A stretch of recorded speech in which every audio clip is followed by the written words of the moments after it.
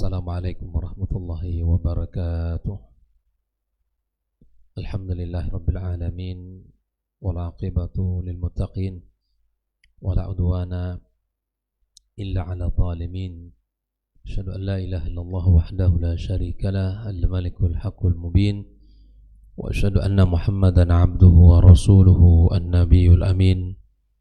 Qala ta'ala ya ayyuhalladzina amanu ittaqullaha haqqa tuqatih wa la tamutunna illa wa antum muslimun. Allahumma inna nas'aluka ilman nafi'an wa rizqan tayyiban wa amalan mutaqabbala. Amma ba'd, fa inna asdaqal hadithi kitabullah wa khairul huda Muhammad sallallahu alaihi wasallam wa syarrul umuri muhdatsatuha wa kullu muhdatsatin bid'ah wa kullu bid'atin dhalalah wa kulla dhalalatin finnar. Kaum muslimin dan muslimat, al-musyahidin wal musyahidat, saudara-saudari, para pendengar Radio Rabbani 91,1 FM merajut ilmu dan peradaban, rahimani wa rahimakumullah. Alhamdulillah, bersyukur kita kepada Allah Subhanahu wa taala atas nikmat dan karunia yang Allah berikan kepada kita. Pagi ini kembali Allah pertemukan kita di tempat yang mulia ini, di majelis yang mulia pula, majelis ilmu. Mudah-mudahan Allah Subhanahu wa taala kumpulkan kita dalam surganya sebagaimana Allah kumpulkan kita di tempat ini. Salat dan salam semoga senantiasa pula kita sampaikan untuk junjungan kita Rasulullah sallallahu alaihi wasallam. Mudah-mudahan kita mendapatkan syafaatnya pada hari kiamat kelak dan dikumpulkan bersamanya dan bersama para nabiin, para siddiqin, para syuhada dan salihin. Kembali kita melanjutkan pembahasan kitab Syarhu Ushulil Iman karya Syekh Shalih Al-Utsaimin. Pagi ini kita memasuki pembahasan yang kedua setelah dia menjelaskan tentang ad-dinul Islam, tentang agama Islam, pengertiannya, dalilnya, dan apa yang menjadi konsekuensi ketika kita beragama Islam, ya, kemudian apa saja yang diperintahkan oleh Allah Subhanahu wa taala bila mana kita menjadi seorang muslim. Ya, ulangi, diperintahkan kita untuk bertauhid dan dilarang kita melakukan kesyirikan. Diperintahkan kita dalam agama ini untuk jujur, dilarang kita untuk berdusta. Diperintahkan kita untuk berbuat adil, untuk berbuat adil, dan dilarang kita berbuat zalim. Diperintahkan untuk berbuat atau berlaku amanah, ya, dilarang kita untuk berkhianat. Kemudian diperintahkan untuk menepati janji dan tidak kita ingkar. Diperintahkan untuk birrul walidain dan berbakti kepada kedua orang tua, dilarang kita untuk mendurhakai mereka.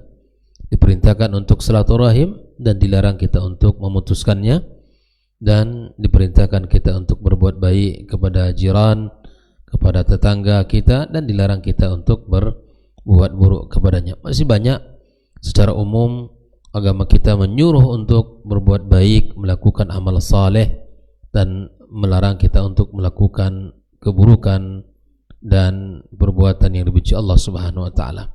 Pagi ini kita memasuki pembahasan tentang arkanul Islam.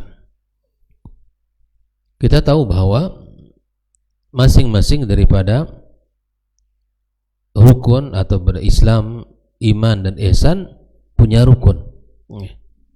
Arkan itu artinya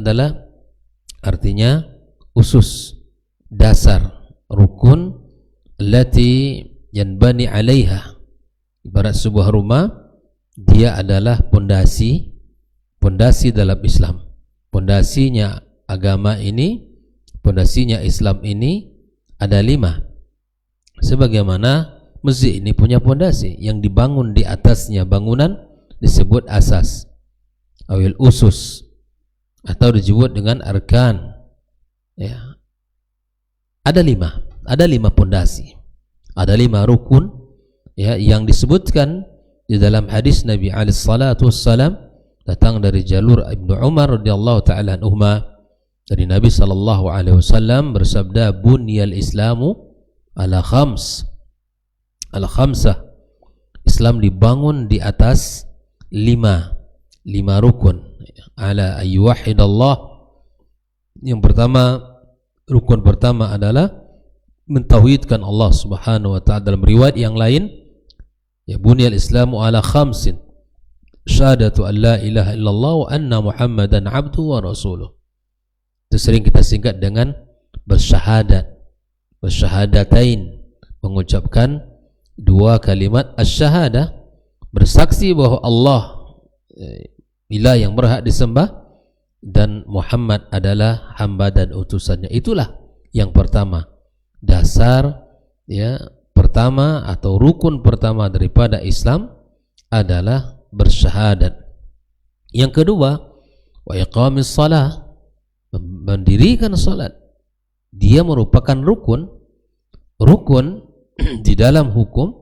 Bila mana tidak terlaksana maka batallah sebuah ibadah itu. Salah satu rukun salat membaca Al-Fatihah, maka tidak sah salat kita bila mana Al-Fatihah tidak dibaca.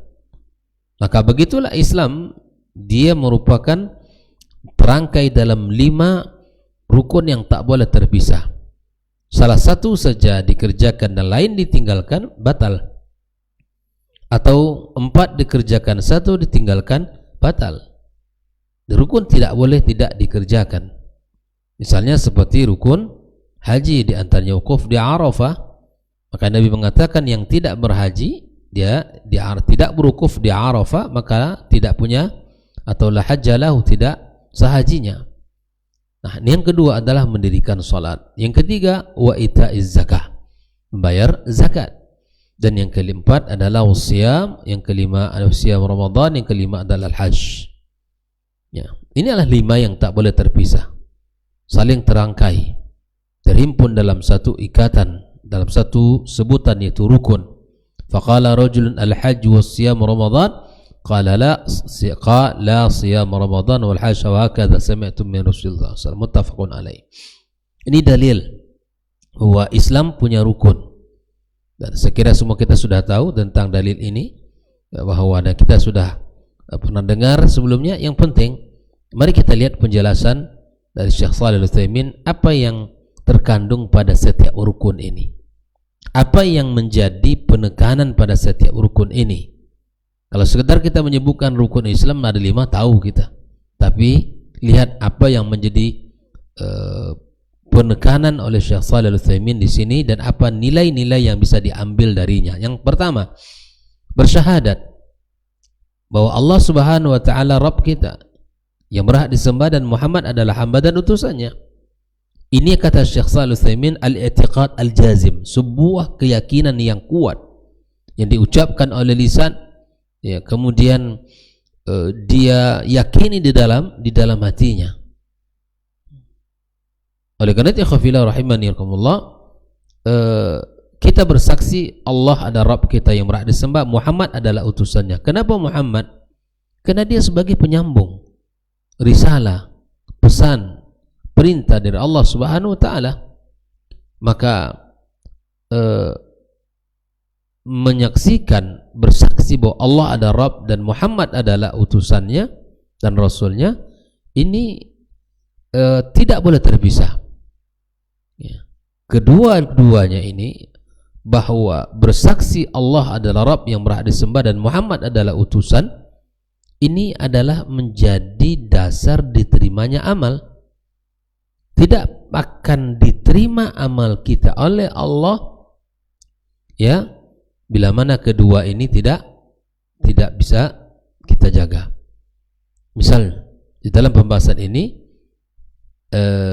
yang pertama adalah keikhlasan yang mesti kita serahkan hanya untuk Allah. Yang kedua, al-mutaba'ah, yang mana mengikut contoh, bukti di mana kita menyaksikan, bersaksi Muhammad adalah utusannya, maka kita ikuti apa yang telah diajarkan olehnya. Fal ikhlasu lillah tabaraka wa ta'ala tuhaqqiq syahadatan la ilaha illallah. Keikhlasan adalah wujud daripada kita bersaksi bahwa Allah ada Rabb kita. Wal mutaba'ah adalah pembuktian terhadap persaksian kita Muhammad utusannya. Jelas ya? Jadi asyhadu an la ilaha illallah wa asyhadu anna Muhammadar Rasulullah ini tidak boleh terpisah. Menjadi syarat sahnya amal dan diterimanya amal kita. Ya, bersaksi bahwa Allah ada Rabb kita berhak disembah, ini menuntun kita untuk berbuat ikhlas. Dan bersaksi Muhammad adalah utusannya, menuntun kita untuk selalu mengikuti dan mencontohnya. Dan inilah dua hal dalam rukun amal yang tak boleh tertinggal. Baik, apa buah daripada syahadat ini? Apa manfaat yang bisa kita dapat? Karena semua orang bisa bersyahadat ya. Tapi adakah hasil atau adakah buah yang ia dapatkan dalam kehidupan ini? Adakah kita merasakan itu? Kata Syekh Shalih Al-Utsaimin, tahrirul qalbi wan nafsi min ar-riql lil makhluqin wal ittiba' li ghairil mursalin. Di antara manfaat yang kita rasakan pada ketika kita bersyahadat ini, membebaskan diri kita, ya, hati kita dari apa? Dari penghambaan terhadap makhluk. Penghambaan terhadap makhluk.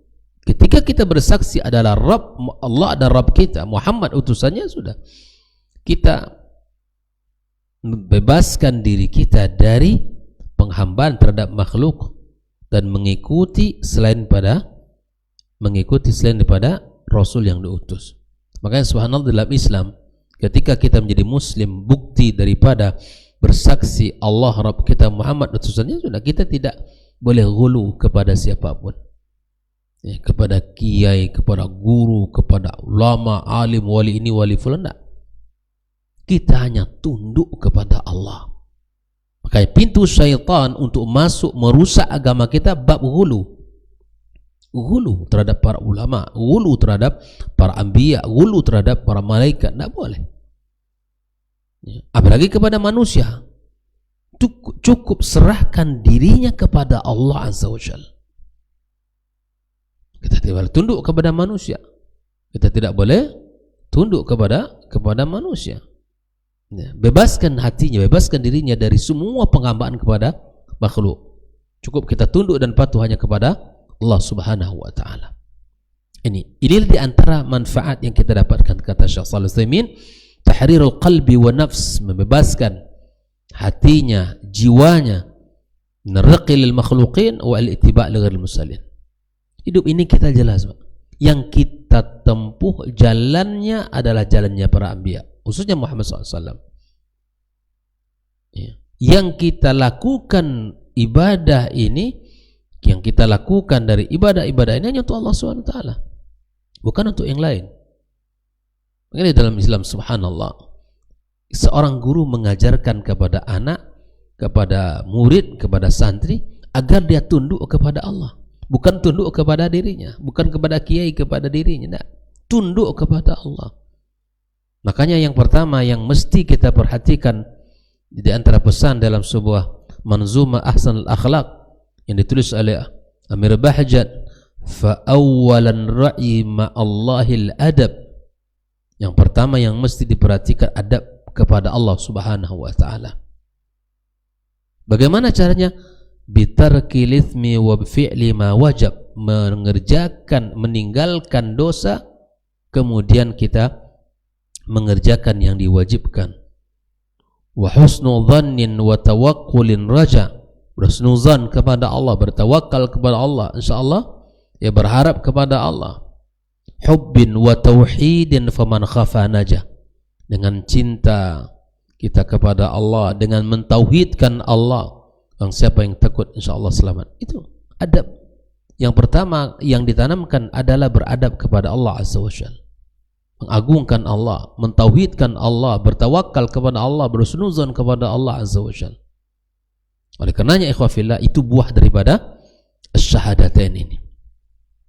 Yang kedua, wa amma iqamus salat, adapun mendirikan salat, jelas salat at-ta'abbud lillah ta'ala bi fi'lihi ala wajhi al-istiqamati wat tamami fi awqatiha wa hayatiha. Beribadah kepada Allah Subhanahu wa taala, mengerjakannya dengan terus istiqamah, mengerjakan dengan sempurna ya di waktunya dan sesuai dengan cara dan bentuknya. Begitu. Salat kita ikut Nabi, bagaimana cara Nabi salat. Ya, bagaimana Nabi mengangkat tangan, bagaimana di mana Nabi meletakkan tangannya, bagaimana Nabi rukuk, bagaimana Nabi sujud, apa yang dibaca oleh Nabi, kita ikuti itu. Kita ikuti itu. Karena kalau kita lihat banyak sekali orang-orang yang terlenceng, tidak tunduk dan patuh di dalam menjalankan salat ini dengan apa yang diajarkan Nabi SAW.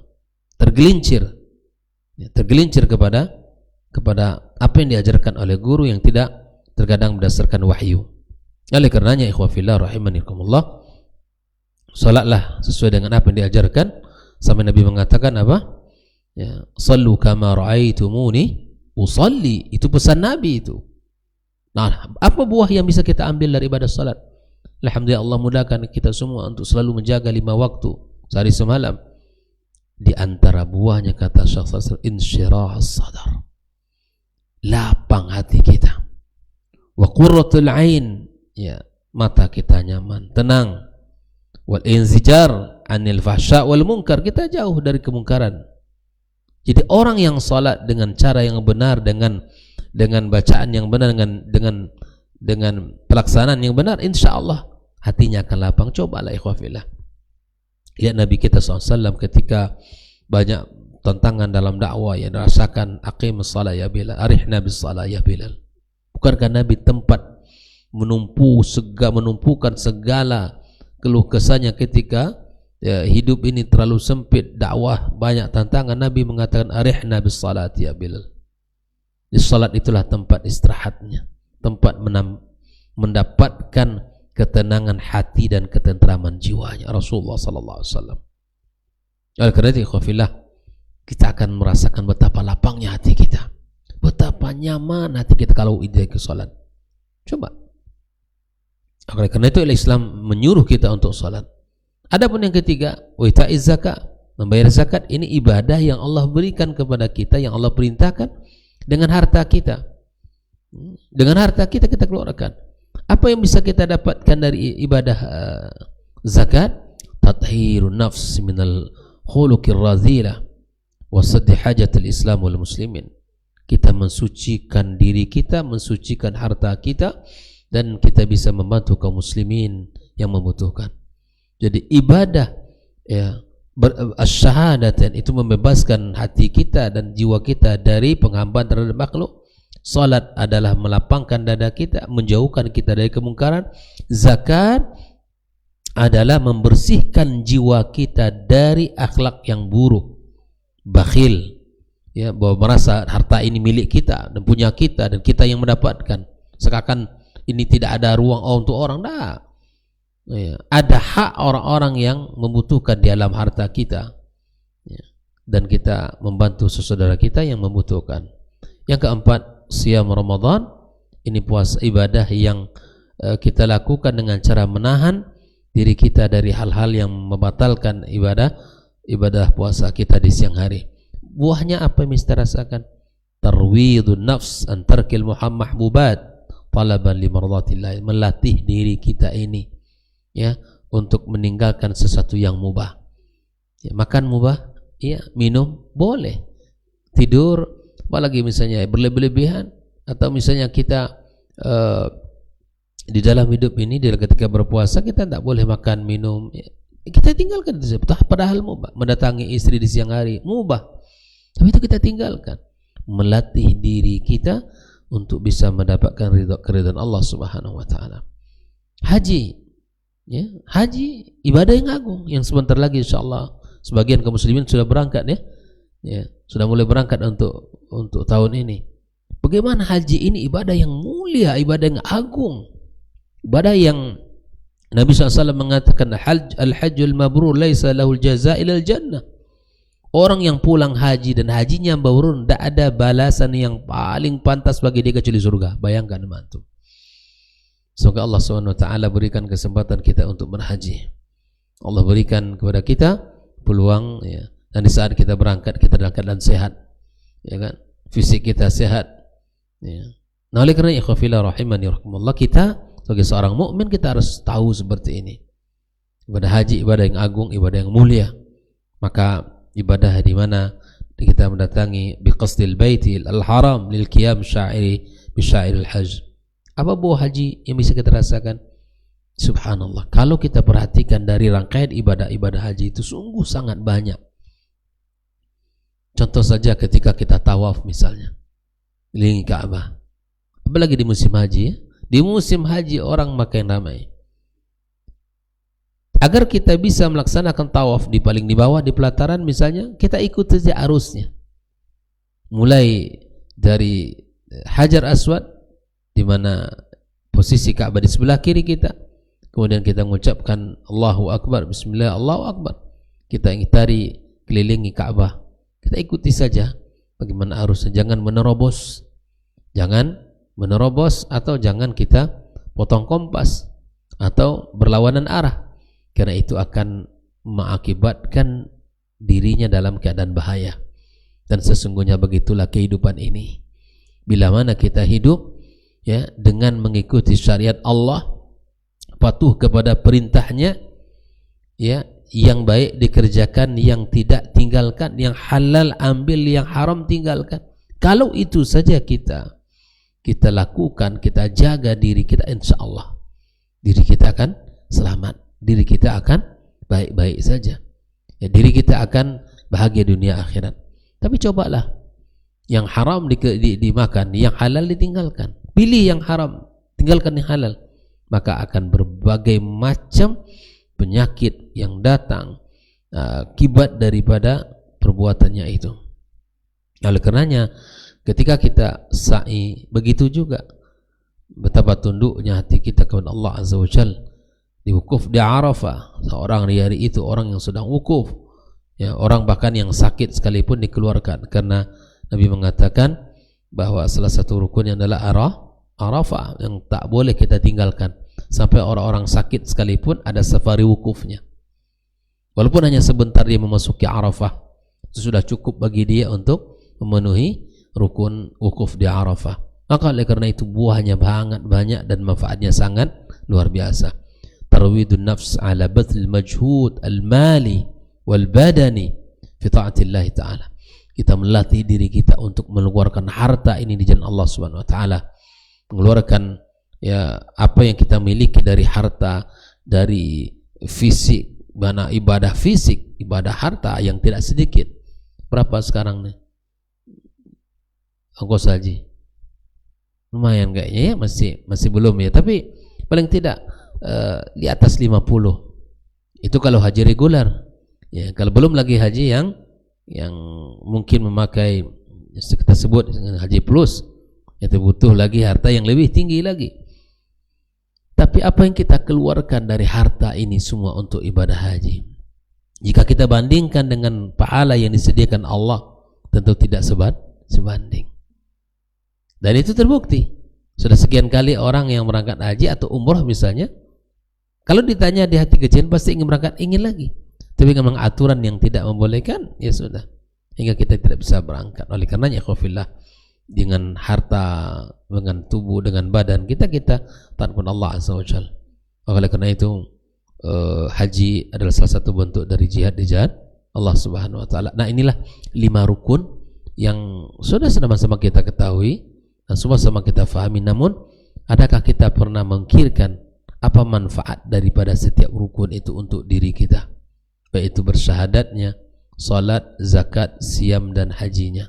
Coba kita urai satu persatu, kita tulis, kita ambil pelajaran dari masing-masing rukun Islam tadi. Tulis dalam catatan kita apa yang kita rasakan dari ibadah salat, apa yang kita rasakan dari ibadah haji, ya, dan seterusnya, sehingga kita betul-betul merasakan yang kita lakukan, yang kita dapatkan, itu yang kita sampaikan. Oleh karena itu ikhwafillah, sangat banyak buah daripada ibadah ini. Tentu tidak mungkin semua kita sampaikan pada kesempatan ini karena waktu yang sangat terbatas. Insyaallah bahwa apapun yang kita rasakan dari menjalankan ibadah itu adalah buah daripada ibadah itu sendiri.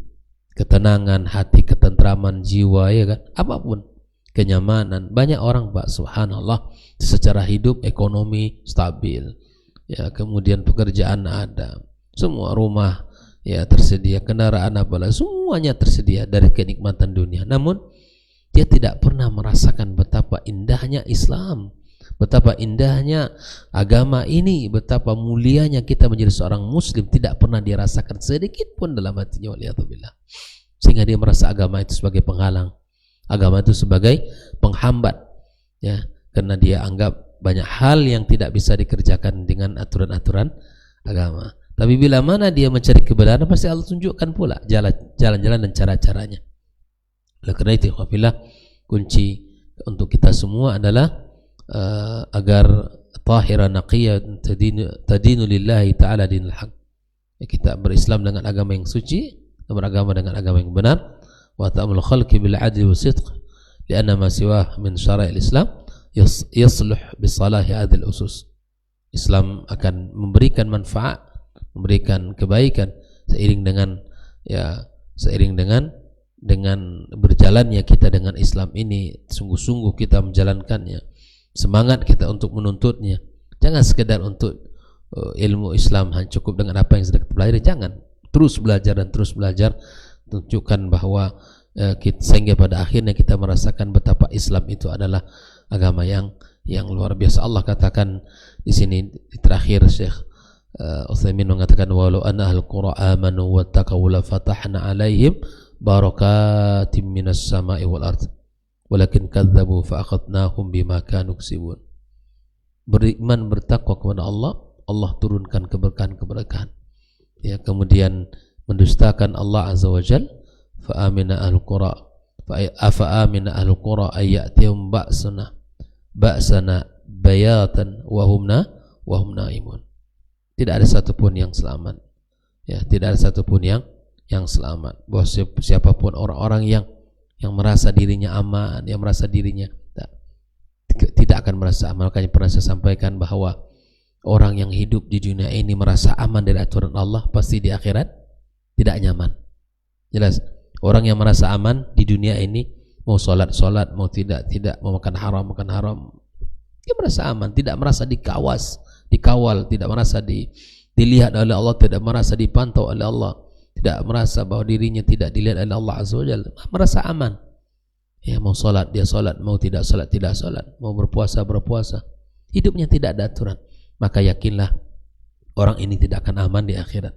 Tapi orang yang hidup di dunia ini dengan penuh rasa iman dan aman, merasa kekhawatiran yang tinggi, ya, di dunia ini dia merasa setiap langkah dan gerak-geriknya mesti sesuai dengan syariat, yang tidak boleh kalau agama tidak dikerjakan, yang boleh dikerjakan.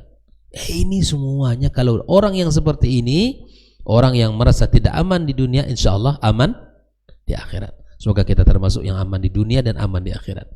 Aman di dunia, beribadah kepada Allah lancar, kita tidak ada halangan, berikan kesehatan, Allah berikan ketenangan, dan kita berharap aman juga di akhirat kelak. Allah Ta'ala alam. Demikian pembahasan kita pagi. InsyaAllah besok kita masuk dasar-dasar akidah Islam itu apa. Semoga Allah SWT ya memberikan kemudahan kepada kita untuk belajar agama ini. Wabillahi taufiq. Wassalamualaikum warahmatullahi wabarakatuh.